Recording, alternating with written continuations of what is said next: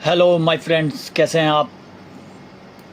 राज comic world में आपका एक बार फिर से स्वागत है। और आज हम स्टार्ट करते हैं राज कॉमिक्स विशेषांक, मल्टी स्टार विशेषांक है ये, प्रतिबंध। संजय गुप्ता पेश करते हैं।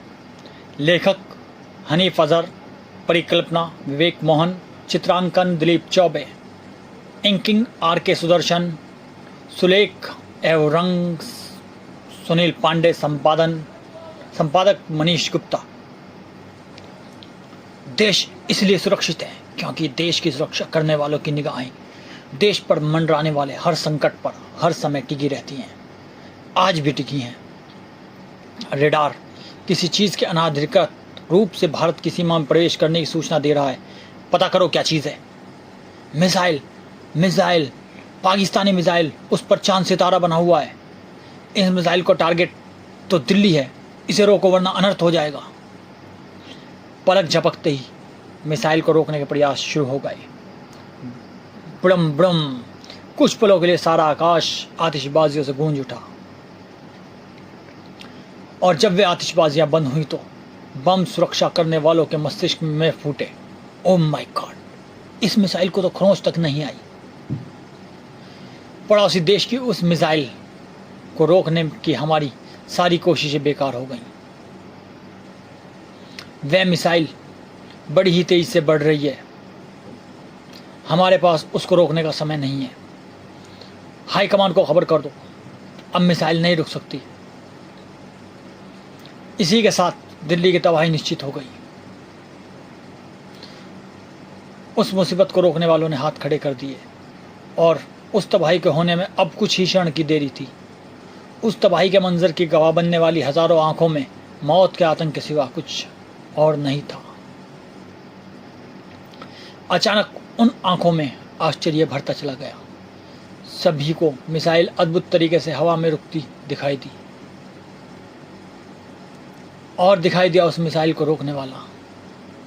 दिल्ली में ऐसी मुसीबत को एक ही शख्स रोक सकता है, दिल्ली की छत कहलाने वाला परमाणु। अपने हाथों से अद्भुत पिंजरा निकालकर मिसाइल को हवा में रोकने वाला यह कौन है? हाँ, परमाणु ही है, ये जिसने अपने शरीर पर कोई नई ड्रेस पहन रखी है। हे परमाणु, मैं परमाणु नहीं हूं, मैं प्रोटॉन हूं, भारत का नया सुपर हीरो, दिल्ली का नया रक्षक। मैं दिल्ली की छत बनूंगा, तुम मुझे अपना नया सुपर हीरो मानना।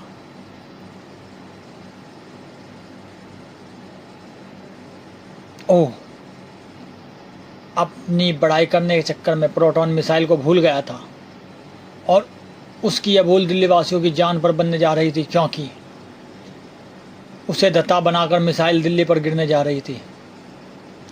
आतंक की लहर ने एक बार फिर सभी के दिलो दिमाग पर कब्जा कर लिया। सभी जानते थे कि अब उनका विनाश निश्चित है, क्योंकि अब मिसाइल और उनके बीच की दूरी मात्र कुछ ही फुट थी और हजारों किलोमीटर प्रति मिनट चलने वाली उस मिसाइल को उस कुछ फुट की दूरी को पूरा करने में देर कितनी लगनी थी। लेकिन तभी कुछ फुट की वह दूरी कई किलोमीटर की दूरी में बदलती चली गई और उस दूरी को बदलने वाला था परमाणु बम। हमारा सच्चा रक्षक, हमारा रियल सुपर हीरो। नहीं, तुम्हारा असली सुपर हीरो मैं हूं। मुझ में परमाणु से ज्यादा पावर है। परमाणु मुझसे तेज नहीं उड़ सकता। मैं परमाणु से कई गुना अधिक शक्तिशाली प्रोटॉन पावर से ऐसे स्ट्रक्चर बना सकता हूं जो इंसानी बचाव के लिए ज्यादा यूजफुल साबित हो सकते हैं। परमाणु सिर्फ ट्रांसमिट हो सकता है, जबकि मैं ट्रांसमिट होने के साथ साथ टेलीपोर्ट भी हो सकता हूं। परमाणु की कार्य प्रणाली बेल्ट पर लगे स्विचों से काम करती है, जबकि मेरी सारी कार्य प्रणाली एकदम डिजिटल कंप्यूटराइज है। मुझ में परमाणु से ज्यादा मारक क्षमता है। देखो, ब्रम ब्राम, सचमुच तुम में ज्यादा ताकत है, लेकिन फिर भी तुम हमारे सुपर हीरो नहीं हो, क्योंकि तुम परमाणु नहीं हो और जो परमाणु नहीं वह हमारा सुपर हीरो नहीं है। मेरी छोटी सी गलती के कारण लोगों ने मुझे सुपर हीरो नहीं माना। अब मैं कैसे बताऊंगा कि इस शहर में मेरे जैसे सुपर हीरो की ज़रूरत नहीं। सुपर हीरो की ज़रूरत यहाँ थी। बस खाई की तरफ जा रही थी, रोको उसे। नहीं रोक सकता, बस के ब्रेक फेल हो चुके। नहीं, ओ माँ। ड्राइवर की बात सुनते ही सभी के कंठों से चीख निकल गई और खाई के मुहाने पर पहुंच गई। और उस बस को देखकर कोई भी ये कह सकता था कि ये बस में सवार यात्रियों की अंतिम चीखें थी। बस सैकड़ों फीट गहरी खाई में गिरने वाली थी, लेकिन गिर नहीं पाई, या यूं कहे उसे गिरने नहीं दिया उन बर्फीली मोटी रस्सियों ने जो उसके हाथ से निकली थी, जो अपने आप को कह रही थी, चंडी, मेरा नाम चंडी और मैं हूं तुम्हारी नई रक्षक। मैं तुम्हारी रक्षा करूंगी और तुम्हें सचमुच जीवन जीने का अधिकार दूंगी। सचमुच ये तो ऐसा कर सकती है, और इसका सबूत इसकी ये शक्तियां हैं जिन्होंने हमारी जान बचाई। वाह, लोगों ने मुझे अपना रक्षक मान लिया। मैं अपने पहले कारनामे में के साथ ही सुपर हीरोइन के रूप में स्थापित हो गई। हा हा हा। आई। अचानक चंडी के कंठ से चीख निकल गई। इसका कारण था उस पेड़ का उखड़ जाना जिसके सहारे अपनी बर्फीली रस्सियों को बांधकर चंडी ने बस को गिरने से रोक रखा था। इसी के साथ बस खाई में गिरने और कई जिंदगियों के ऊपर कई जिंदगियां ऊपर पहुंचने जा रही थी, लेकिन कोई ऊपर नहीं पहुंचा क्योंकि बस खाई में नहीं पहुंच पाई। वह हवा में लहरा रही थी। शक्ति की वजह से किसी औरत की चीख ने मुझे यहाँ पहुँचाया, लेकिन मुझे तो इस बस में एक भी महिला दिखाई नहीं दे रही। एक मिनट, महिला बस में नहीं, वहाँ है। वही चीखी थी, लेकिन उसने तो अजीब सी ड्रेस पहन रखी है। मुझे उससे पूछना होगा, तुम कौन हो? चंडी, इस शहर की नई सुपर हीरोइन। सुपर हीरोइन और तुम तो हमें बचाकर अपनी तारीफ करने में लग गई, और उसकी वजह से हम एक बार फिर मौत के मुंह में चले गए। इस तरह की नहीं होती सुपर हीरोइन। सुपर हीरोइन तो इस तरह की होती हैं जैसे शक्ति। वह सबसे पहले लोगों को बचाती है और फिर बिना अपनी तारीफ किए वापस लौट जाती है। बिफर पड़ी चंडी। शक्ति अपनी तारीफ इसलिए नहीं करती क्योंकि तारीफ करने लायक उसमें कुछ नहीं है। अरे सिर्फ गति ही तो है ना उसमें, बाकी और ऐसा क्या है जो मेरे पास नहीं। वह अपनी ऊष्मा से किसी को तड़पा सकती है, तो मैं अपनी अत्यधिक कोल्ड रेंज से किसी के भी रगों में खून जमा सकती हूँ। वह अपनी अग्नि के तप से कुछ भी बना सकती है, तो मैं मेरी कोल्ड रेंज से किसी भी चीज़ का निर्माण कर सकती हूँ। वह अपने आप को देवी कहती है, तो मैं भी आधुनिक विज्ञान का जीता जागता आश्चर्य हूँ। इसलिए जब शक्ति सुपर हीरोइन हो सकती है तो मैं क्यों नहीं? बोलो, मैं सुपर हीरोइन हूँ या नहीं? आह, शाबाश। अब जाकर किसी को यह खबर देती हूँ कि शहर के लोगों ने मुझे सुपर हीरोइन मान लिया। जाने क्या चक्कर है जो यह खुद को सुपर हीरोइन साबित करने को मरी जा रही है, प्रोटॉन और चंडी की तरह ही। शहर में एक और सुपर हीरो नज़र आ रहा था। तुम्हारे दिन लद गए, क्योंकि अब इस शहर के चप्पे चप्पे पर हर समय अपनी निगाह रखेगा अशोका। धड़ाक। आह, हम तो पहले ही तिरंगा से परेशान थे, ये अशोका कहाँ से आ गया? अशोका इस शहर की और देश की रक्षा करने आया है, और ऐसा करने में तिरंगा को भुलवा दूंगा, क्योंकि धाड़ धाड़ मेरे पास दीवार पर छिपकली की तरह चढ़ने और उन पर तेजी से दौड़कर पलक झपकते ही अपराधियों तक पहुंच जाने की पावर है। धड़ाक। मेरी स्पेशल स्टील से बनी रस्सी हाईटेक है, जो सिर्फ इशारों से ही रॉकेट की गति से अपने लक्ष्य पर पहुंच जाती है। यह रस्सी अपने आप जाल के रूप में बुनकर अपराधियों को जकड़ लेती है, और यह मेरा लबादा न सिर्फ फायर प्रूफ है बल्कि बुलेट प्रूफ भी है। छोटा मोटा रॉकेट भी इससे नहीं भेज सकता। धाएं धाएं टर। अब बताओ ये शहर मुझे अपना सुपर हीरो मानेगा या नहीं। ओह ये शोर कैसा, भागो बचाओ। क्या हुआ? उधर वर्ल्ड ट्रेड सेंटर नामक इमारत में टाइम बम रखा हुआ है। बम बहुत शक्तिशाली है, कभी भी फट सकता है। ऐसा है तो मुझे तुरंत ही अपने आप को सुपर हीरो साबित करने के लिए वहाँ पहुँचना होगा। अशोका को घटनास्थल पर पहुँचने में एक पल भी नहीं लगा। कहाँ है एटम बम? पता नहीं। हमने बम खोजी डिवाइस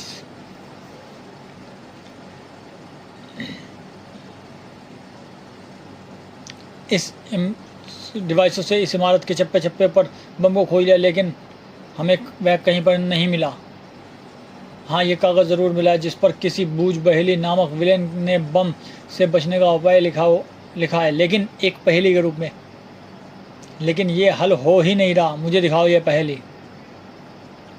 सुपर हीरो हर पहेली को हल कर सकता है। या तो दुनिया कर दे काली, या भाग पकड़ कर गाड़ी, 11 नंबर वाली बूझ पहेली। इसका क्या मतलब हुआ? मेरे ख्याल से दुनिया काली करने से कोई मतलब नहीं निकलता, लेकिन यह 11 नंबर की गाड़ी का एक ही मतलब समझ में आ रहा है। आ गया क्या? बम से बचने का उपाय। और वह यह है कि हम सबको बम से बचने के लिए तुरंत ही यहाँ से भाग जाना चाहिए, क्योंकि इस पहेली में 11 नंबर की गाड़ी का मतलब पैरों से है जो 11 नंबर जैसे लगते हैं। समझे? बिल्कुल समझे। जवाब नहीं अशोका तुम्हारे दिमाग का। मैं तुरंत ही सबको यहाँ से भाग खड़ा होने का आदेश दे देता हूँ।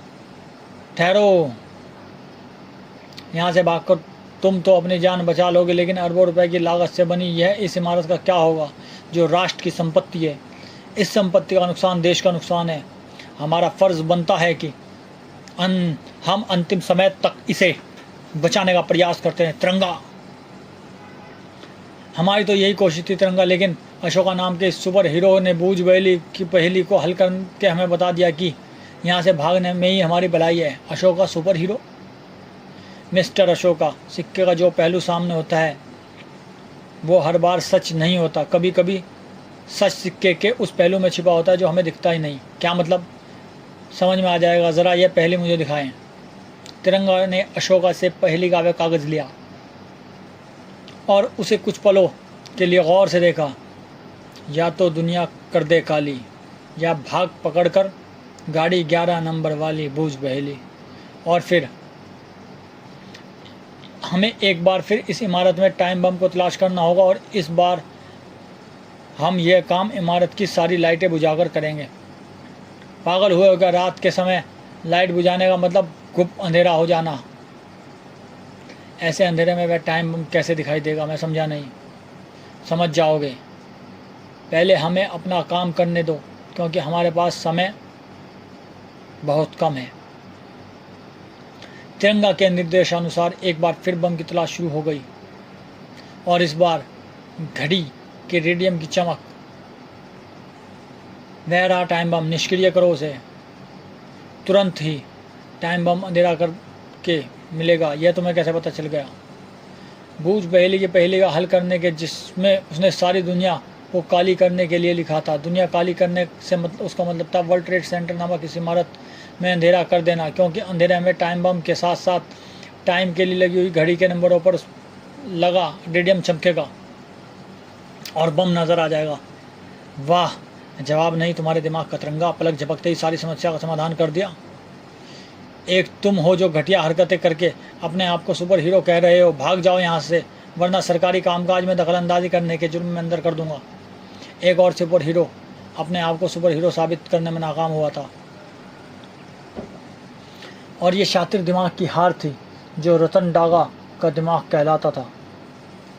मैंने वर्षों तुम तीनों पर मेहनत करके अपनी कंपनी का करोड़ों रुपया तुम्हारे ऊपर लगाकर तुम्हें इसलिए तैयार किया था कि तुम तीनों शहर में ऐसे कारनामे करोगे कि सारा शहर तुम्हें अपना सुपर हीरो मानने लग जाएगा, और लोगों के दबाव में आकर सरकार भी तुम्हें ठीक वैसे ही कहीं भी आने जाने की अपराध को रोकने की मान्यता दे देगी जैसे परमाणु शक्ति और तिरंगा को मिली हुई है। लेकिन तुम्हारी हरकतों और गलतियों ने मेरे प्लान को चौपट कर दिया।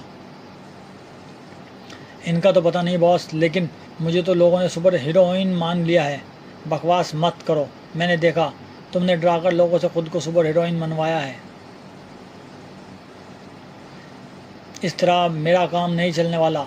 वह तो तब चलेगा जब सर्वसम्मति से तुम्हें सुपर हीरो माना जाए, तभी मेरा मकसद हल होगा। तभी मैं परमाणु के निर्माता प्रोफेसर कमल कुमार की शोहरत का अपने पैरों के नीचे कुचलकर उससे बड़ा सुपर हीरो का निर्माता कहलाऊंगा। हम अपनी गलती मानते हैं, हमें एक बार और मौका दीजिए। हम अपने कारनामों से लोगों का दिल जीतेंगे और ख़ुद को सुपर हीरो साबित करके दिखाएंगे। नहीं हो सकता। जब तक इस शहर में परमाणु शक्ति और तिरंगा है तब तक ऐसा कभी नहीं हो सकता। उनके होते किसी और सुपर हीरो का नाम इस शहर के लोगों की ज़ुबान पर चढ़े। अगर ऐसा है तो फिर उन्हें हमेशा के लिए इस शहर से दूर कर देते हैं, उन्हें ख़त्म करके। हम आज ही उन पर हमला बोलकर उन्हें ख़त्म कर देते हैं। खामोश। अपने इसी दिमाग की बदौलत तुम तिरंगा से मात खाकर लौटे हो। उन तीनों पर हमला करके उन्हें ख़त्म करने की सोचना बेवकूफ़ी है, क्योंकि अव्वल तो उन्हें मारना इतना आसान नहीं, और एक पल के लिए मान भी ले जाए तुम उन्हें मार सकते हो तो तुम सुपर हीरोज नहीं उनके हत्यारे कहलाओगे। उन तीनों को मैं अपने अद्भुत दिमाग और बेमिसाल प्लानिंग से ख़त्म करूँगा। मेरा पहला शिकार बनेगा परमाणु। परमाणु, यस प्रवाट। अपने उड़ने की दिशा बदलो, क्योंकि तुम्हें तुरंत ही नई दिल्ली रेलवे स्टेशन पहुंचना है, जहां एक खौफनाक हैरत अंगेज नज़ारा मौजूद है। उसके हाथों से निकलने वाली किरणों ने पूरी की पूरी राजधानी एक्सप्रेस को हवा में उड़ा दिया। आखिर किरणों से तुम्हें ऐतराज़ है? नई दिल्ली। लो, मैं अपनी किरणों को इस ट्रेन से हटा लेता हूँ। किरणों का हटना था तो और भी गजब हो गया, क्योंकि किरणों के हटते हवा में लटकी ट्रेन में हवा में उछले पत्थर की तेज़ी से नीचे गिरने लगी। नीचे गिरते ही ट्रेन ध्वस्त हो जाने वाली थी, लेकिन ये क्या, ट्रेन पत्थर की तरह नहीं बल्कि रुई की तरह नीचे आई।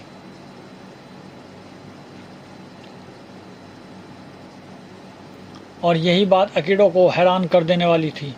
ट्रेन का तेजी से नीचे गिरकर चूर चूर हो जाना था, वह भी इतना आराम से नीचे कैसे आ गई? मैं लाया। अब मैं ही तुझे ज़मीन में सूंघाऊंगा। पीली और हरी ड्रेस, यानी तू परमाणु है। तुझे सामने लाने के लिए ही तो मैंने यह नाटक किया था। अगर यह नाटक था तो समझ ले इसका पर्दा गिर गया। तेरे ज़मीन पर गिरने के साथ ही पलक झपकते ही ढेरों परमाणु रस्सियाँ आकिडो के शरीर पर थी, लेकिन पलक झपकने से पहले ही परमाणु रस्सियों का ढेर उसके शरीर से गायब हो गया। तेरी परमाणु रस्सियों का ढेर गायब नहीं हुआ, ऑब्जर्व हो गया। तुझे वापस चाहिए तो ये ले। ओह नो, मेरी परमाणु रस्सियाँ उसके शरीर में समाने के बाद पहले से कहीं ज़्यादा होकर वापस लौट आईं, और इसने शिकार भी मुझे बनाया है। मुझे इनसे निकलना होगा और इसे अपने परमाणु छल्लों का निशाना बनाना होगा। मेरे परमाणु छल्ले उस पर असर डाल रहे हैं। मुझे भी अपने वारों की मात्रा को और ज़्यादा बढ़ाना होगा। परमाणु को लगा कि वह आकिडो को समाप्त कर देगा, लेकिन यह उसका भ्रम था। यह उसे अगले ही क्षण पता चल गया। हा हा हा हा, तूने क्या सोचा? मैं ख़त्म हो गया? मैं तो नाटक कर रहा था, और वो भी इसलिए कि तू ज़्यादा से ज़्यादा मुझ पर अपने परमाणु छल्ले बरसाए और मैं उन्हें और भी ज़्यादा करके वापस लौटा दूँ। ओह नहीं, बड़म बूम बड़ाक बूम। ओह ये क्या हो रहा है? मेरे ही परमाणु छल्ले मुझ पर, मुझे और बूम बड़म बूम। इस सारे शहर को रोकने को तैयार हैं। मुझे अपने ज़ख्मों की परवाह किए बिना चारों तरफ छितराए अपने घातक परमाणु छल्लों को रोकना होगा। बूम बूम बड़ाम बूम। चारों तरफ परमाणु छल्लों की एक दीवार बनाकर। वाह, इस शहर को तूने बड़े शानदार तरीके से बचाया, लेकिन अपने आप, हा हा हा हा, अपने आप को कैसे बचाएगा? ओह, बुरी तरह फंस गया परमाणु। और इसी के साथ आकिडो का ठठाका और भी बुलंद हो उठा। हा हा हा हा, परमाणु, चाहे तू तेरे रेडियो एक्टिव शरीर को भी अपने लैंड यानी शरीर शीशे से बने इस शरीर में अब ऑब्जर्व कर लूं, लेकिन ऐसा करना मेरा मकसद नहीं। परमाणु, चाहूँ तो तेरे रेडियो एक्टिव शरीर को भी अपने लैंड यानी शीशे से बने इस शरीर में ऑब्जर्व कर दूं, लेकिन ऐसा करना मेरा मकसद नहीं। मेरा मकसद तो कुछ और है, और वो तभी सिद्ध होगा जब तू मुझ पर वार करेगा। अब समझा उसके शरीर पर मेरे घातक वारों का असर क्यों नहीं हो रहा। उसका शरीर लैंड से बना हुआ है, और लैंड परमाणु की विकिरण का कुचालक होता है, यानी मेरी परमाणु पावर से इसका कुछ भी नहीं बिगड़ने वाला। और वैसे भी मैं अब इस पर वार नहीं कर सकता, क्योंकि अपने पर वार करवाना ही इसका मकसद है। और यह ऐसा इसलिए कर रहा है क्योंकि हा मेरे वारों को अपने शरीर में सोख कर वह उसका इस्तेमाल इस शहर को तबाह करने में कर रहा है। ओह बड़ा ओह, यानी अब तू वार करने की नहीं बल्कि बचाव करने की नीति अपना रहा है। तुझे यह नीति जल्दी ही बदलनी पड़ेगी, क्योंकि अगर तूने मुझे ख़त्म नहीं किया तो बड़ा मैं इस सारे शहर को ख़त्म कर डालूँगा। ब्राम बूम हा। ओह देख, परमाणु बिल्डिंग, बसें, टैक्सियां और सैकड़ों लोग ज़मीन छोड़कर हवा में उड़ रहे हैं। बचा इन्हें, वार कर मुझ पर। ओह हा, इस तरह कितनों को बचाएगा, कहाँ तक बचाएगा। अकीडो का कहना सही है, ऐसे में कब तक और कहाँ तक लोगों को बचा पाऊँगा। इन सब को बचाने के लिए तो मुझे अकीडो का कोई स्थायी हल ढूंढना होगा। लेकिन क्या एक तो मैं उस पर अपने परमाणु पावर से भरे वार कर नहीं सकता, और ऊपर से उसका शरीर ऐसे मजबूत लैंड से बना हुआ है जिस पर ना तो गोलियां और ना बारूद असर कर रहा है। रेट बड़ा, और ना मेरी परमाणु पावर। 1 मिनट, बम ने उसके शरीर में जो हल्की सी दरार डाली है वह तुरंत ही उसे भर रहा है।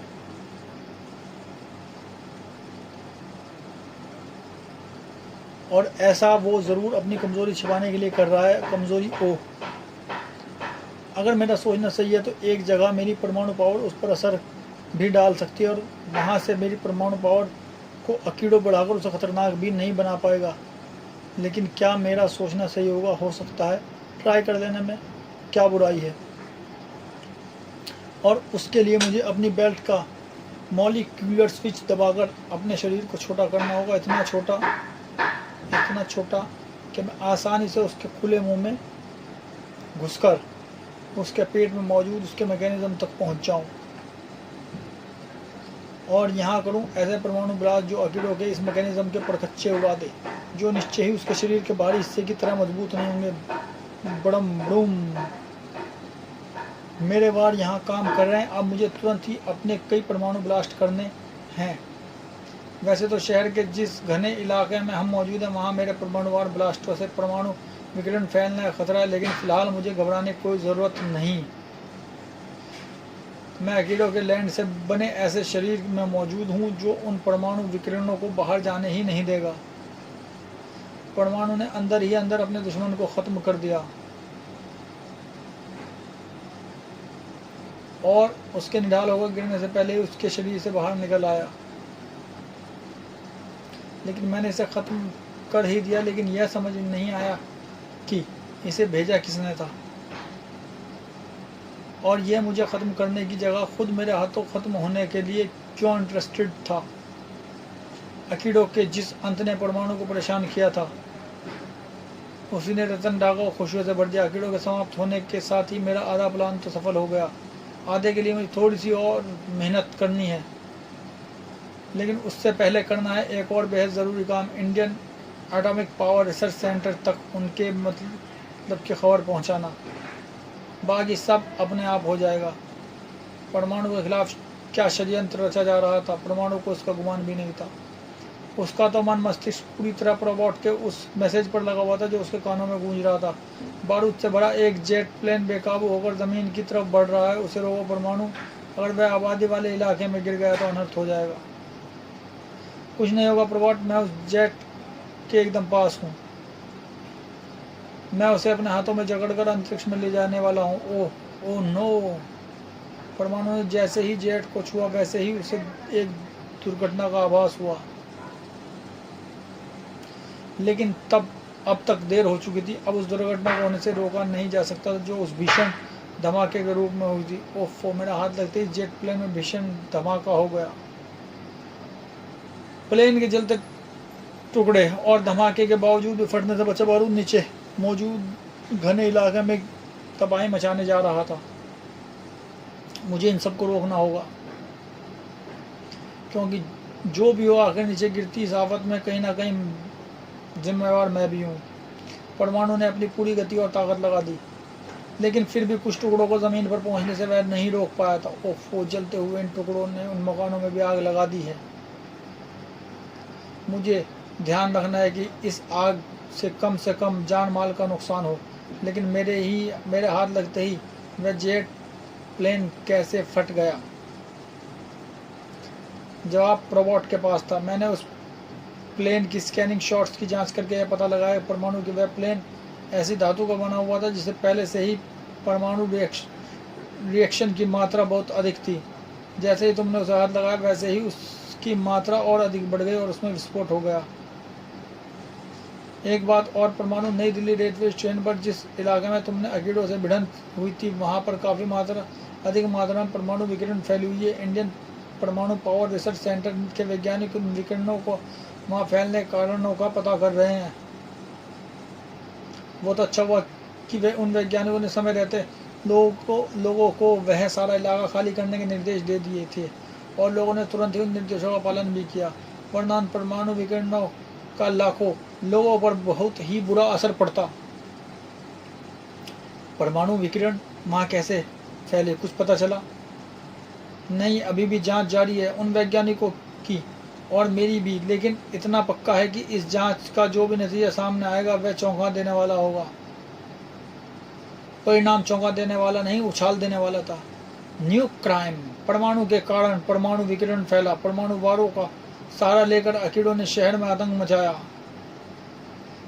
परमाणु की अदूरदर्शिता ने परमाणु एक्टिव एक प्लेन को ध्वस्त किया, सैकड़ों घर स्वाहा। परमाणु पावर रिसर्च सेंटर की रिपोर्ट, दिल्ली की छत कहलाने वाला परमाणु ही दिल्ली के लिए सबसे बड़ा खतरा। किसी दिन हमारे ऊपर परमाणु बम की तरह फटकर गिरेगा परमाणु, और मुझे नहीं लगता वह दिन ज़्यादा दूर है। परमाणु के विरोध के स्वर उठने लगे और इनमें सबसे बड़ा स्वर था दिल्ली के सबसे प्रतिष्ठित वकील सत्यप्रकाश का। इसलिए सत्यप्रकाश इस प्रकरण को अदालत में खींच कर ले गए थे। परमाणु दिल्ली की छत और आंख कहलाया जाता है। उसने सैकड़ों बार दिल्ली को भीषण संकटों से बचाया है माय लॉर्ड, लेकिन यह कहना एकदम उचित है कि दिल्ली की छत कहा जाने वाला यह सुपर हीरो परमाणु एक दिन दिल्ली की ही तबाही का कारण बनेगा, और इसका छोटा सा नमूना हम पिछले दिनों ही हमें देखने को मिला है। पिछले दिनों शहर में जो एटॉमिक रिएक्शन फैला और प्लेन फटने का जो हादसा हुआ उसमें मेरा कोई दोष नहीं है माय लॉर्ड। मैं पिछले कई वर्षों से शहर में अपनी परमाणु पावर्स का प्रयोग करता आ रहा हूँ, लेकिन कभी भी उससे किसी को नुकसान नहीं हुआ। मेरा हर पावर इतना नियंत्रित और इतना सीमित होता है कि वह किसी को नुकसान पहुंचा ही नहीं सकती। यानी तुम ये कहना चाहते हो कि परमाणु पावर रिसर्च सेंटर की रिपोर्ट झूठी है? नहीं, यह रिपोर्ट एकदम सच्ची है। उस दिन शहर में परमाणु विकिरण फैला, लेकिन मेरी वजह से नहीं, अकीड़ों की वजह से। उसे बनाने वालों ने उसे इस तरह से बनाकर भेजा था कि मेरी पावर्स को वह अपने शरीर में सोखे और उनका दुरुपयोग करे। और रही बात जेट प्लेन के हवा में फटने की, तो उसके बारे में भी यह सिद्ध हो चुका है कि उसे भी पहले से इस तरह से प्लान किया गया था कि मेरा हाथ लगते हुए फट जाए।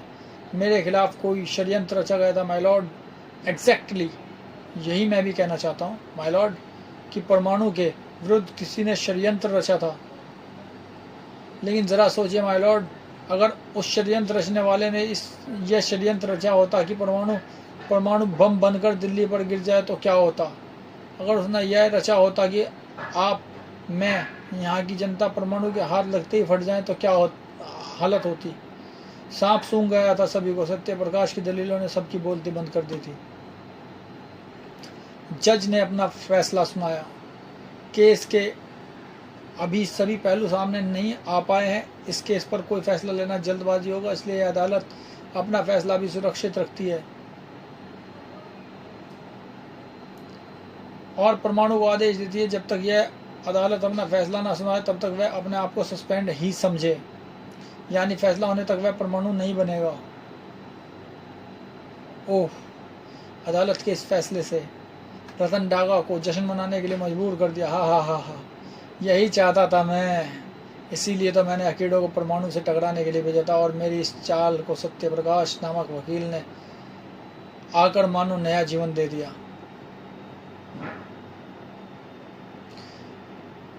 यानी किस्मत भी मेरा साथ दे रही है। मुझे इस मौके का पूरा फायदा उठाना चाहिए, जल्दी से शिकार बनाना चाहिए उस अगले सुपर हीरो को जिसका नाम है तिरंगा। तिरंगा फिलहाल उस भारत के रूप में था जो वकील सत्य प्रकाश का सहयोगी था। सत्य प्रकाश जी के एक घनिष्ठ मित्र विकास मोहन जी को इस शहर में होने वाली राजनीतिक हलचल ने सीएम बनने का मौका दे दिया है। आज शाम में सचिवालय में होने वाले समारोह में सीएम पद की शपथ लेंगे। परमाणु के केस में बिजी होने के कारण सत्य प्रकाश जी उन्हें बधाई देने नहीं पहुंच पा रहे हैं, इसलिए अपनी तरफ से उन्होंने मुझे मोहन साहब को बधाई देने के लिए भेजा है। और मोहन साहब का घर यहाँ से ज़्यादा दूर नहीं है। भारत उर्फ तिरंगा जिस घर पर पहुँचने जा रहा था वहाँ कोई और पहले से ही पहुँच गए थे।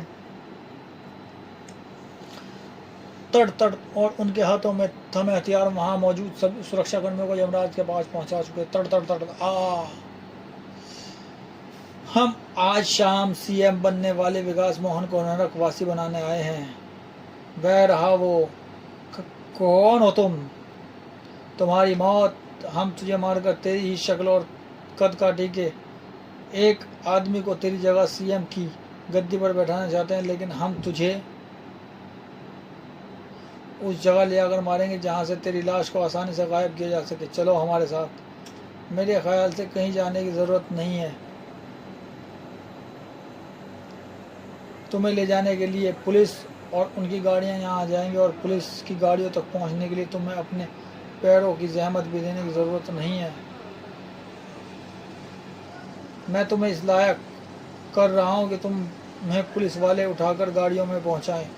बहुत बोल रहे हो। गोलियों से भरकर इसका मुंह बंद करो। तड़ तड़ तड़ तड़। मौत की राह में जो बजा सकते हैं जिंदगी का साज, मधुर गीत से लगती है उन्हें गोलियों की आवाज़। फड़ाक। बारिश की बूंदों की तरह होती गोलियों की बरसात आपको नुकसान पहुंचा सकती है। सर, आप पीए के साथ अंदर वाले सुरक्षित कमरे में चले जाएं। व्यूम व्यूम। मैं यहीं देखता हूँ। आइए सर। अब ठीक है, मैं बेफिक्र होकर इनके हथियारों और कड़ाक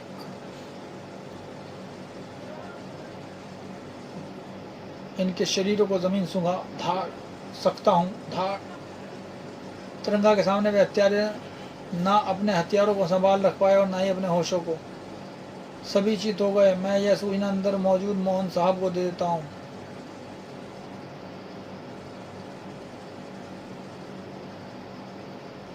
ओह, ये क्या? मोहन साहब का पीए खून से लथपथ पड़ा हुआ है। यहाँ कुछ गड़बड़ हो गई।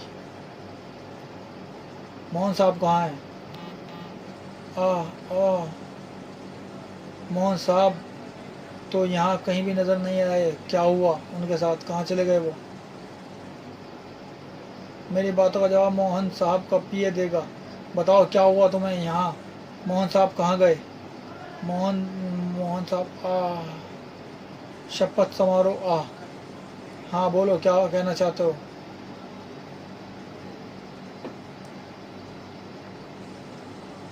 शब्द पिए के अलग में ही घुटकर रह गए। ओह, यह तो बोल ही नहीं पा रहा, लेकिन फिर भी यह मुझसे कुछ कहना चाहता है। वो अपनी बात कहने के लिए वह दीवार पर टंगी छोटी छोटी पेंटिंगों की तरफ इशारा कर रहा है। इसकी तो गर्दन लुढ़क गई, हाथ पांव ढीले पड़ गए। 1 मिनट मरते समय पीए ने पेंटिंग की तरफ इशारा किया था, लेकिन क्या मैं इन पेंटिंगों को देखकर उस बात का मतलब निकाल सकता हूँ जो पीए मुझसे कह रहा था? तिरंगा ने अपने सारे ध्यान के साथ साथ अपना सारा दिमाग भी उन पेंटिंग पर केंद्रित कर दिया। कुछ क्षणों बाद आ गया, एक पेंटिंग का तो मतलब समझ में आ गया। उस पेंटिंग में रावण सीता का अपहरण करके ले जा रहा है। इसका मतलब कोई मोहन साहब को अपहरण करके ले गया है। लेकिन दूसरी पेंटिंग का क्या मतलब? इसमें एक ही शक्ल के यानी 2 हम शक्ल बने हुए हैं। उस पेंटिंग का कोई मतलब तिरंगा को नहीं सूझा तो तिरंगा आगे बढ़ने के लिए दूसरों के रास्ते पर चल मरते मरते ही पीए के मुंह से शपथ समारोह शब्द भी निकला था। यानी इस मामले के तार कहीं ना कहीं शपथ समारोह से भी जुड़े हैं। मुझे सचिवालय पहुंचना होगा जहां शपथ समारोह हो रहा है। लेकिन विकास मोहन जी के अपहरण के बाद क्या शपथ समारोह हो रहा होगा? तिरंगा सचिवालय पहुंचा तो चकित रह गया। यहाँ तो शपथ समारोह भी हो रहा है और विकास मोहन भी मौजूद है, सीएम की शपथ लेते हुए। तो क्या मैंने उस पेंटिंग को देखकर गलत अंदाजा लगाया था कि मोहन साहब का अपहरण हो गया, जबकि ऐसा कुछ नहीं। लेकिन अगर ऐसा नहीं है तो मोहन साहब के पीए को किसने मारा? और शपथ ग्रहण करते मोहन साहब को क्या खबर नहीं कि उनके पीए को किसने मारा? ओह, मैं जितना इस मामले को सोच रहा हूँ यह उतना उलझता जा रहा है। समझ में नहीं आ रहा कि आखिर यह चक्कर क्या है। शपथ ग्रहण समारोह। तभी तिरंगा को वहाँ चौंका देने वाला दृश्य नजर आया। चूंकि सत्यप्रकाश जी मोहन साहब के बचपन के दोस्त हैं, इसलिए उन्होंने मुझे बताया था कि एक तो मोहन साहब को बार बार अपने बालों को अपने हाथों से अपने माथे से हटाने की बुरी आदत है और दूसरा उन्हें अपना बायां हाथ इस्तेमाल करने से सख्त नफरत है। इस समय मोहन साहब को न सिर्फ बायां हाथ इस्तेमाल करते हुए देख रहा हूँ, बल्कि यह भी देख रहा हूँ कि मोहन साहब ने एक बार भी अपने बालों को माथे से नहीं हटाया। लगता है सीएम बनने की खुशी में मोहन साहब अपनी पुरानी आदत भूल गए। क्या ऐसा हो सकता है? नहीं हो सकता। अचानक तिरंगा को लगा जैसे उसके मस्तिष्क के सभी खिड़की दरवाजे खुल गए। अब सब कुछ उसकी समझ में आ रहा था। मोहन साहब का अपहरण भी हुआ और उनके पीए की हत्या भी की गई, लेकिन उसके बावजूद भी यहाँ सब कुछ इसलिए सामान्य है क्योंकि इस समय जो सीएम की शपथ ले रहा है वह असली मोहन साहब नहीं बल्कि उनका हमशक्ल है। हमशक्ल बच्चों की पेंटिंग की तरफ इशारा करके पीए मुझे यह समझाना चाहता था। अब मुझे यहाँ खड़े रहकर अपना समय खराब नहीं करना चाहिए। तिरंगा रबड़ के बबूए की तरह हवा में उछला और ये तुम क्या कर रहे हो तिरंगा? स्टॉप, आई से स्टॉप। तुम जैसे गद्दार को रोककर ही मैं रुकूंगा। तिरंगा को रोको। कई सुरक्षाकर्मियों को रोकने से रुका तिरंगा। ये सब क्या है तिरंगा? एक ऐसे देशद्रोही को रोकने की कोशिश जो अपने षड्यंत्र के बलों पर सीएम बनने जा रहा है। यह तुम क्या कह रहे हो तिरंगा? पूरा देश जानता है कि विकास मोहन जैसा ईमानदार और देशभक्त दूसरा कोई नहीं है। आपने सही कहा गवर्नर साहब, यह देशभक्त विकास मोहन जी नहीं बल्कि उनका हमशक्ल अपराधी है। क्या मतलब के रूप में तिरंगा सारी घटना और बातों को बताता चला गया। हर कोई स्तब्ध था। मेरे पीए के साथ कोई हादसा हो गया, मुझे कोई खबर नहीं है। मुझे तो उसी समय स्पेशल कमांडो वहाँ से निकाल कर लाए थे जब तुमने मुझे पीए के साथ अंदर भेजा था। चूँकि वहाँ मामला काफ़ी गंभीर था, इसलिए कमांडो ने सबसे पहले मुझे ही वहाँ से निकालने की सोची और उन्होंने मेरे पीए को भी बिना कुछ बताए वहीं छोड़ दिया। बाद में मुझे बताया गया कि तुमने वहाँ सारी स्थिति को संभाल लिया, इसलिए मैं निश्चित होकर शपथ समारोह में आ गया था। रही बात बाएं हाथ के इस्तेमाल करने की, तो यहाँ आते समय मेरा दाएं हाथ कार के दरवाजे में आ गया था। दाएं हाथ में दर्द हो रहा था, इसलिए मजबूरी में मुझे बाएं हाथ इस्तेमाल करना पड़ा। हाथ के दर्द के कारण मैं अपने बालों को भी माथे से नहीं हटा पा रहा था। लेकिन आपके पीए ने मुझे हमशक्ल वाली बात क्यों बताई? असल में अपराधियों का प्लान यही था कि मुझे मारकर मेरे हमशक्ल को सीएम बनाना चाहते थे। मेरी बात मेरे पीए ने भी सुनी थी, लेकिन तुमने आकर उसका सारा प्लान चौपट कर दिया। लेकिन कुछ नहीं तिरंगा, तुम अपनी हरकतों से हमारी छूट और अपनी सीमाओं का बहुत फ़ायदा उठा चुके। हम तो समझते तुम देश के सम्मान तिरंगे झंडे को अपने शरीर पर धारण करने वाला शख्स अपनी हर मर्यादा और सीमाओं को जानता है। तुमने हमारी सोच को गलत साबित कर दिया, इसलिए तुम इस शहर के गवर्नर होने के नाते हम तुम्हें फिर कभी तिरंगा धारण न करने का आदेश देते हैं। अगर तुमने ऐसा किया तो हम तुम्हें गिरफ्तार कर लिया जाएगा। इसी के साथ हम यह भी आदेश देते हैं दिल्ली सरकार तुम पर प्रतिबंध लगाने के लिए अदालत में केस डाले। ओह हाँ, बेचारा तिरंगा मेरे षड्यंत्र की उसे भनक भी नहीं लगी। असल में विकास मोहन के अपनी कोठी से निकल जाने के बाद ही मैंने उसके पीए को उस समय गोली से भून दिया जब तिरंगा मेरे द्वारा भेजे गए भाड़े के टो को ठिकाने लगा रहा था।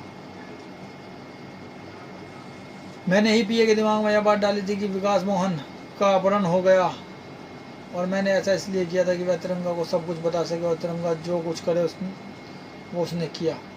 पहले परमाणु फिर तिरंगा, अब मेरा शिकार बनने जा रही है। इस बार की बनने की बारी है शक्ति की, जिसके बारे में कहते हैं कि वह देवी है लेकिन रहती है किसी इंसानी जिस्म में। शक्ति चंदा के इंसानी जिस्म में रहती है शक्ति।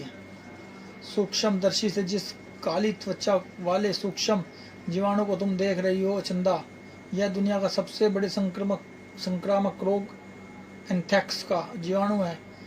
इसके काले कोयले जैसी त्वचा के कारण ही इस जीवाणु का नाम वैज्ञानिक भाषा में बेसिलस एंथ्रेसिस रखा गया है, क्योंकि एंथ्रेसिस कोयले के लिए ही इस्तेमाल होने वाला ग्रीक शब्द है। सचमुच ये तो कोयले की तरह काला है। यह काला जीवाणु श्वास के साथ ही मानव के फेफड़े में पहुंच जाता है, जहां और धमनियों को संक्रमित करके मानव को मौत के मुंह में पहुंचा देता है। मैं तुम्हारा इस जीवाणु से इस परिचय इसलिए करवा रहा हूं क्योंकि आजकल शहर में इस जीवाणु के बल पर एंथ्रेक्स फैल रहा है। क्योंकि ऐसे कुछ मरीज तुम्हारे सामने भी आ सकते हैं, इसलिए उनका ब्लड टेस्ट करके तुम यह बात आसानी से जान सकती हो कि मरीज को एंथ्रेक्स है या नहीं। Thank you doctor. अब मैं रिसेप्शन पर जाती हूँ क्योंकि मरीजों के साथ साथ इस अस्पताल की रिसेप्शन देखना भी मेरी ड्यूटी है। एक मिनट चंदा, सुनो तो सही, मेरे दिल की बात तो सुनती जाओ। चंदा ने डॉक्टर तरुण की पुकार सुनी मगर अनसुनी कर दी, क्योंकि कहीं से आती नारी पुकार उसके कानों में पड़ रही थी। उसका शरीर कांप रहा था और उस पर हावी हो रही थी शक्ति। एम्स, ओपीडी और चंदा पर शक्ति के हावी होने का अर्थ होता है किसी नारी का स्वाभिमान और जान दोनों खतरे में है। और ऐसा हो यह शक्ति को हरगिज मंजूर नहीं। उस पशु प्रवृत्ति के व्यक्ति ने उस युवती को बिल्डिंग से नीचे फेंक दिया। मैं अपनी अधिकतम गति का प्रयोग करके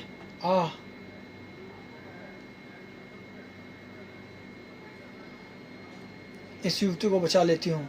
शक्ति की तीव्रतम गति ने उस युवती को तो बचा लिया, लेकिन उसकी गति ने वह नुकसान भी कर दिया। ओ ये क्या, मेरी गति के कारण मेरे पीछे जो वेग उत्पन्न हुआ उसने इस बिल्डिंग को तिनके की तरह हिला दिया। बड़ा गड़गड़ा हे ओह ये क्या, ये बिल्डिंग तो रेत के ढेर की तरह भड़बड़ा कर गिरने लगी। और यह सब हुआ मेरी गति का वेग के कारण। कमाल है। शक्ति को एक और कमाल नजर आया। भड़ाक, ओ ये तो वही व्यक्ति है जिसने इस युवती को इमारत से फेंका था, लेकिन इमारत के सैकड़ों टन मलबे के नीचे दबने के बाद भी इसे कुछ नहीं हुआ। किस मिट्टी का बना हुआ है ये? ओफो, शक्ति को अगले ही क्षण पता चल गया वह शख्स मिट्टी का नहीं चट्टान का बना हुआ है। अब एक चट्टान का। ओ मेरे प्रचंड वार का से यह टस से मस नहीं हुआ। इसका शरीर किसी धातु का बना हुआ है, लेकिन वह उस साधारण सी युवती को क्यों मारना चाहता था? वह युवती भी साधारण नहीं थी। यह बात शक्ति को थोड़ी देर से पता चली। ओह, जिस युवती को मैंने बचाया वह अद्भुत रूप धारण करके मुझ पर वार कर रही है। इसका मतलब मुझे यहाँ जानबूझकर बुलाया गया है। ओह, ये इन्होंने अच्छा नहीं किया, क्योंकि मैं इन दोनों के लिए मौत बन जाऊंगी। ओह, मेरे हाथ से छूटे साधारण हथियारों ने इन पर अधिक प्रभाव नहीं डाला, यानी इनके शरीर को मेरे साधारण शक्तियों को नज़र में रखकर बनाया गया है। कोई बात नहीं, अभी अपनी असाधारण शक्ति का प्रयोग करके इन्हें ख़त्म कर देती हूँ। ओह, मेरी उष्मा को तो ये अपने पास पहुँचने ही नहीं दे रहे। ओह, इन्हें ख़त्म करने के लिए मुझे किसी बड़े हथियार का निर्माण करना होगा, और ऐसा करने के लिए मुझे लोहा चाहिए। और लोहा मुझे मिलेगा इस बड़े टैंकर से जिसमें दूध भरा हुआ है। जैसे ही मैं अपने उष्मा से टैंकर के लोहे को अपने शरीर में जज्ब करूंगी, वैसे ही टैंकर में भरा सारा दूध सड़क पर बिखर जाएगा। लेकिन इनके खात्मे का इंतज़ाम तो हो जाएगा, जो दूध बिखरने से ज़्यादा ज़रूरी है। ओह नहीं, इस टैंकर में दूध नहीं है, इसमें तो पेट्रोल है, जो मेरी उष्मा की गर्मी पाते ही भभक उठा। और ये पेट्रोल इतनी अधिक मात्रा में है कि यह सारे इलाके को जलाकर भस्म कर देगा। मुझे इस पेट्रोल से होने वाली तबाही को रोकना होगा, लेकिन उससे पहले मैंने जिस मकसद से टैंकर के लोहे को जज्ब किया है उसे पूरा कर दूं। ओह, इधर से शक्ति ने वह खतरनाक हथियार उछाला, उधर से उसके दुश्मनों ने कोई अजीब सा पाउडर। दोनों ने अपना काम किया। उधर हथियार ने उन दोनों को ख़त्म कर दिया, उधर शक्ति के चेहरे को उस पाउडर ने ढका। ओफ, ये पाउडर निश्चय इन्होंने इसलिए उछाला है ताकि यह मेरी आंखों में पड़कर कुछ देर के लिए मुझे अंधा कर दे और पेट्रोल से मचने वाली तबाही को न रोक सकूं। लेकिन ऐसा नहीं होगा। कुछ ना देख पाने की स्थिति में भी इस तबाही को रोक सकती हूँ। मैं अपने शरीर से अपने प्रतिरूपों को निकालकर शक्ति के शरीर से निकले सैकड़ों प्रतिरूप जलते बहते पेट्रोल की तबाही को रोकने के लिए उसमें फंसे लोगों को बचाने में जुट गए। और जब तक वे वापस रूप में लौटे तब तक शक्ति का वास्तविक रूप भी संभल चुका था। मुझे मालूम था जब तक मैं देखने लायक हो जाऊंगी तब तक मेरे रूप सब कुछ कंट्रोल में कर लेंगे। ऐसा हुआ भी। अरे ये क्या, एक चारों तरफ से भयंकर प्राणी कहाँ से आ गए। ओह, यहाँ का तो सारा वातावरण ही विचित्र भयंकर प्राणियों से भरा हुआ लगता है। किसी ने पाप क्षेत्र को खोल दिया है जो इतने सारे भयंकर प्राणी वातावरण में फैल गए हैं। मुझे इन भयंकर प्राणियों को तुरंत ही समाप्त करना होगा, नहीं तो ये सारे शहर को तबाह बर्बाद कर डालेंगे। ओह, ये तो बहुत कम संख्या में समाप्त हो रहे हैं। मुझे इन्हें तेजी से समाप्त करने के लिए अपनी उष्मा के तेज को और अधिक बढ़ाना होगा। शक्ति ने अपने वार के तेज को बढ़ा दिया, लेकिन फिर भी जो भयंकर प्राणी उसकी आंखों के सामने थे वे खत्म होने का नाम नहीं ले रहे थे। ओह, अभी भी मेरे वार पूरी तरह इन भयंकर प्राणियों को समाप्त नहीं कर पा रहे हैं। लेकिन ये मेरे वार जाकर कहाँ लग रहे हैं। सामने अभी जो इमारत थी वह कहाँ चली गई। मुझे उनकी जगह अत्यधिक विशाल दीवारें क्यों नजर आ रही हैं। ओह, कुछ भयानक प्राणी इस बार एकदम अलग ही किस्म के हैं। मुझ पर हमला करने के लिए मेरी तरफ बढ़ रहे हैं। मुझे इन्हें भी तुरंत ही समाप्त करना होगा। एक मिनट, मैंने इन विचित्र प्राणियों को इससे पहले कभी नहीं देखा, लेकिन कहाँ।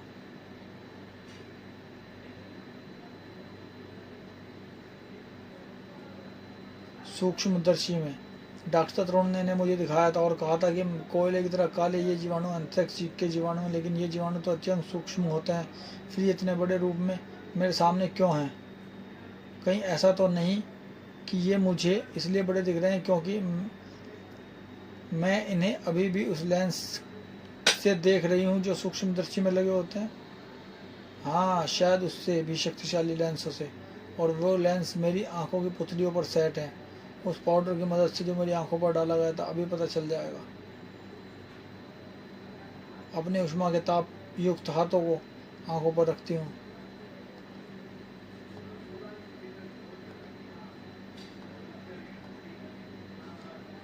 शक्ति के हाथों गर्मी उसकी आंखों में पहुंची और इसी के साथ सारी स्थिति शीशे की तरह साफ होती होती चली गई। एकाएक सारे भयंकर प्राणी गायब हो गए और जो आसमान से ऊंची ऊंची दीवारें दिख रही थी वे भी सब सामान्य हो गई। यानी मेरा सोचना सही निकला। जो पाउडर मेरी आंखों में गिरा था उससे मेरी आंखों के रेटिना के आगे ऐसे शक्तिशाली लेंसों का निर्माण हुआ जिनकी वजह से सूक्ष्म प्राणी मुझे बड़े भयंकर प्राणी दिख रहे थे। मेरे हाथों की उष्मा ने अब उन लेंसों को ख़त्म कर दिया, इसलिए अब मुझे सब कुछ सामान्य दिख रहा है। लेकिन उन लेंसों की वजह से दिखते बड़े जीवाणुओं को मारने के चक्कर में मैंने अपनी उष्मा का जो प्रयोग किया है उससे कोई इंसानी ज़िंदगी हताहत नहीं हुई, लेकिन फिर भी आसपास के बहुत सी इमारतों को काफ़ी नुकसान पहुंचा है। और शायद यही वह चाहता था जिसने अपने अद्भुत विज्ञान की क्षमता का इस्तेमाल करके मेरे रेटिना पर शक्तिशाली लेंस चढ़ाए। लेकिन वो कौन था और उसने ऐसा क्यों किया? हाँ, शक्ति, तेरी सूरत बता रही है कि तेरे दिमाग में सवालों की उथल पुथल चल रही है।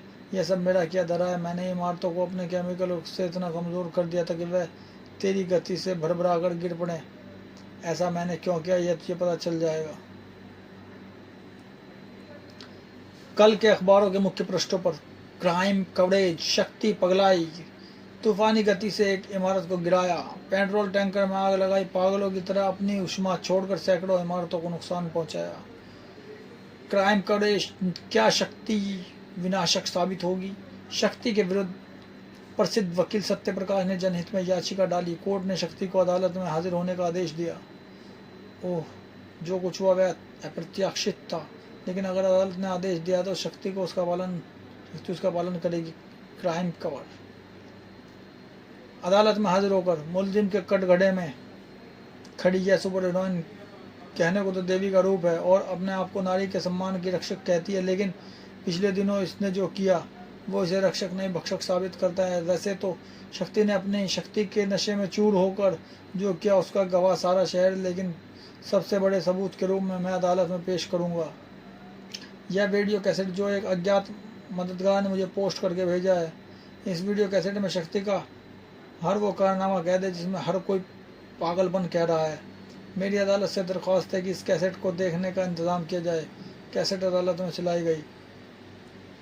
कैसेट देखने के बाद तुम्हें अपने सवाल में कुछ कहना है शक्ति? नहीं जज साहब, कुछ कहूँगी भी तो भला कौन मानेगा? जो सबने अपनी आंखों से देखा उसे भला कौन झुठला पाएगा? इसे विचित्र संयोग ही कहेंगे कि पिछले दिनों इस अदालत में आए तीनों केस सुपर हीरोज से संबंधित थे। इन तीनों केसों में वकील सत्यप्रकाश ने ही जनहित याचिका दाखिल की है। इन तीनों के सभी पहलुओं, सभी वैज्ञानिक तथ्यों और पिछले दिनों किए गए परमाणु, तिरंगा और शक्ति कारनामों को मद्देनजर रखकर यह अदालत इस नतीजे पर पहुंचेगी कि लोगों की सुरक्षा और उनकी नज़र में कानून व्यवस्था के सम्मान को बचाए रखने के लिए कड़े कदम उठाने की आवश्यकता है। इसलिए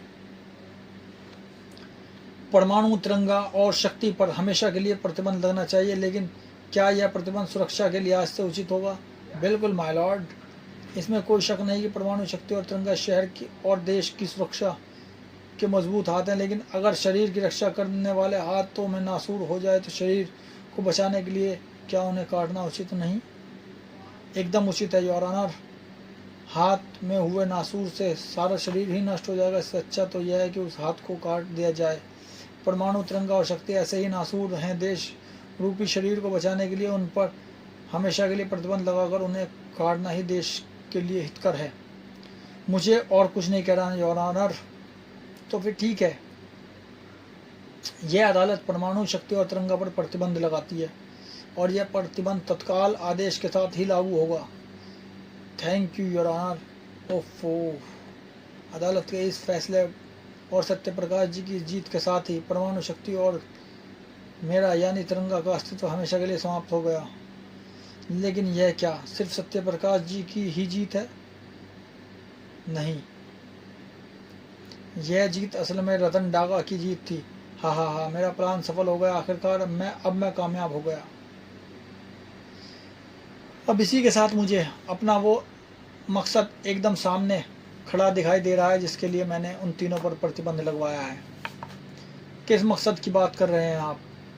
पता चल जाएगा अभी। तुम तीनों जाकर शहर में लोगों की मदद करो, अपने आप को उनमें सुपर हीरो साबित करो, उनका विश्वास जीतो। और अब तुम्हें उनका विश्वास जीतने में ज़्यादा परेशानी नहीं होगी। अब उनका तुम पर विश्वास करना उनकी मजबूरी होगी, क्योंकि अब तुम्हारे बीच में कोई सुपर हीरो नहीं आने वाला। रतन टाटा का कहना सही था। अब लोग प्रोटॉन, अशोका और चंडी को अपना सुपर हीरो मान भी रहे थे और उन पर विश्वास भी कर रहे थे। Welcome proton, Chandi and Ashoka. प्रशासन भी लोगों के साथ ही था। रतन टाटा ने लोगों और प्रशासन में इसी विश्वास का फ़ायदा उठाने की पूरी तैयारी कर ली थी। आज संसद में विशेष अधिवेशन शुरू होने जा रहा था। आज मेरे पास अपने मकसद को पूरा करने का सही मौका है। तुम तीनों को संसद भवन के अंदर होने वाले अधिवेशन में पहुंचना होगा। सुनो बताता हूँ, वहाँ जाकर क्या करना होगा सुनो बताता हूँ। रतन टाटा जल्दी जल्दी तीनों सुपर हीरो को बताता चला गया कि उन्हें क्या करना है। जल्दी प्रोटॉन, चंडी और अशोका यहाँ संसद भवन के प्रांगण में। हमें खबर मिली है कोई आतंकवादी ग्रुप संसद पर हमला करने वाला है, इसलिए हम यहाँ आए हैं। हम यहाँ के सिक्योरिटी इंतजाम की कमान अपने हाथ में लेना चाहते हैं। कोई ऐतराज़? देश के सबसे बड़े रक्षक संसद भवन की सुरक्षा खुद करना चाहते हैं, इसमें भला हमें क्या ऐतराज़ हो सकता है? थैंक यू ऑफिसर, हम अंदर होकर आते हैं। वे रोक टोक अंदर पहुँचते हैं। उन सुपर हीरोज़ ने संसद की सुरक्षा व्यवस्था को कैसे संभाला यह कुछ ही देर में पता चल जाएगा। हम आपको चेतावनी देते हैं, कोई अपने स्थान से नहीं उठेगा। जिसने भी ऐसा किया वह अपनी बर्बादी का खुद जिम्मेदार होगा। प्रोटॉन, चंडी, अशोका, तुम तो देश के रक्षक हो, सुपर हीरो, तुम यह सब क्या कर रहे हो? आओ, सब समझ में आ जाएगा। अपने स्थान पर बैठ जाइए। प्रोटॉन और चंडी के उस वार ने देश के सभी प्रतिनिधियों को स्तब्ध कर दिया। ठीक तभी रतन टाटा शान से चलता हुआ वहाँ पहुँचा। मुझे रतन टाटा कहते हैं महानुभावों, और मैं सिर्फ प्रोटॉन, चंडी और अशोका जैसे सुपर हीरोज का ही नहीं बल्कि इस सारे षड्यंत्र का निर्माता भी हूँ। और यह षड्यंत्र क्या है यह भी मैं आपको भी समझाता हूँ। दरअसल मेरी हमेशा यह इच्छा रही कि मैं अपने सुपर हीरोज के बल पर इस देश पर राज करूँ। बहुत सोच विचार करने के बाद मैं इस नतीजे पर पहुँचा, अगर मुझे देश पर राज करना है तो उसके लिए मुझे यहाँ यानी संसद भवन में पहुँचना होगा। लेकिन परमाणु शक्ति और तिरंगा के होते ऐसा होना संभव नहीं था। तब मैंने उन तीनों सुपर हीरोज को अपने रास्ते से हटाने का प्लान बनाया। अपने षड्यंत्र के मक्कड़ जाल में उन्हें फंसाकर मैंने उन तीनों पर हमेशा के लिए प्रतिबंध भी लगवा दिया और अपने सुपर हीरोज की मदद से यहाँ पहुँच गया। अब यहाँ मैं अपनी ऐसी सरकार बनाऊंगा जिसका राष्ट्रपति, प्रधानमंत्री, गृह मंत्री, रक्षा मंत्री सभी कुछ मैं होऊंगा। अब इस देश पर मेरा राज चलेगा। जो मेरा विरोध करेगा उसे मेरे सुपर हीरोज ख़त्म कर डालेंगे। कहिए किसी को ऐतराज़? लेकिन फिर सभी को सांप सूंघ गया, किसी के मुख से बोल नहीं फूटा। लेकिन फिर भी विरोध में स्वर गूंजा, हमें ऐतराज़ है तुझ जैसा घटिया इंसान इस देश की बागडोर संभाले, यह हमें कतई मंजूर नहीं। प्रोटॉन, चंडी का, अशोका, यह तुम मेरा विरोध कर रहे हो? मेरा यानी अपने निर्माता का? हाँ, लेकिन हम तुम्हारा विरोध हरगिज़ नहीं करते। अगर हम तुम्हारे बनाए प्रोटॉन, चंडी और अशोका होते, वे बेचारे तो हमारे हेडक्वार्टर्स में बंधे पड़े हैं। उस दिन वो कोस रहे हैं जिस दिन वे तुम्हारी मदद से सुपर हीरोज बने थे। शक्ति, परमाणु, तिरंगा, प्रोटॉन, चंडी का और अशोका के वेश में ये तुम हो? हाँ, अदालत से प्रतिबंधित हो जाने के बाद जब हम प्रोटेक्टर ऑफ अर्थ के अपने हेडक्वार्टर पर मिले तो हम तीनों का सोचना एक ही था कि किसी ने गहरा षड्यंत्र रचकर हम पर प्रतिबंध लगाया। तब हमने निर्णय लिया कि हम तीनों उस षड्यंत्रकारी को दुनिया के सामने लाकर यह साबित कर देंगे कि हमारे साथ अन्याय हुआ है।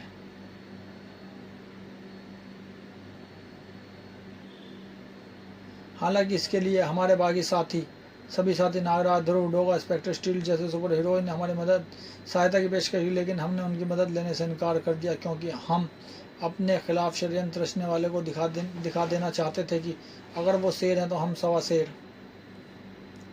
प्रतिबंध के कारण हम अपने असली रूप में तो दुनिया के सामने आ नहीं सकते थे, इसलिए उसके लिए हमने प्रोटॉन, चंडी और अशोका बनने की योजना बनाई। उन तीनों की शक्तियों के कारण उन पर काबू पाना मुश्किल ज़रूर था, लेकिन सवाल अपने और देश के अस्तित्व को बचाए रखना था, इसलिए हमने उस मुश्किल काम को अंजाम दिया और फिर प्रोटॉन, चंडी और अशोका बनकर लोगों की मदद करने में जुट गए।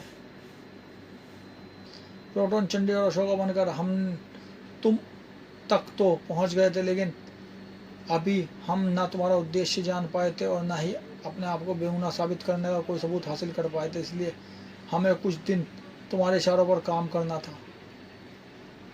आखिर आज वह दिन आ ही गया जब तुमने अपने नापाक मंसूबों को अपने ही मुंह से कबूल कर लिया, न सिर्फ देश के इन सभी प्रतिनिधियों के सामने बल्कि संसद के इस अधिवेशन के लाइव कवरेज देखते सभी देशवासियों के सामने। ओह, मैं तुम तीनों को जिंदा नहीं छोड़ूंगा। इतना मत उछल डागा, क्योंकि तेरा खेल खत्म हो चुका। भड़ाक। देश के सभी प्रतिनिधियों ने शक्ति, परमाणु और तिरंगा की पीठ थपथपाई। शाबाश शक्ति, वेल डन परमाणु, शाबाश तिरंगा। सच्चाई सभी के सामने आ चुकी थी।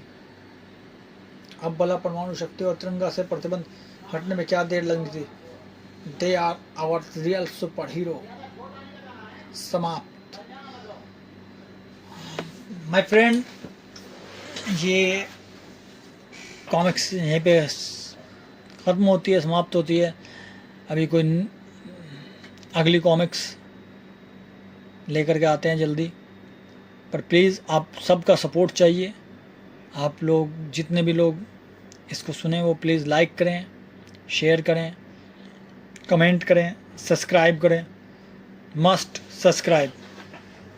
और जो भी सुने वो कोई भी कमेंट करे, प्लीज़ एक कमेंट ज़रूर कर दें। लाइक कमेंट ज़रूर करते रहें, सब्सक्राइब करते रहें। आपके छोटे छोटे सपोर्ट से ही हमारा ये चैनल बड़ा बनेगा और मैं ऐसे ही आप लोगों के लिए कॉमिक्स लेके आता रहूँगा। थैंक्स।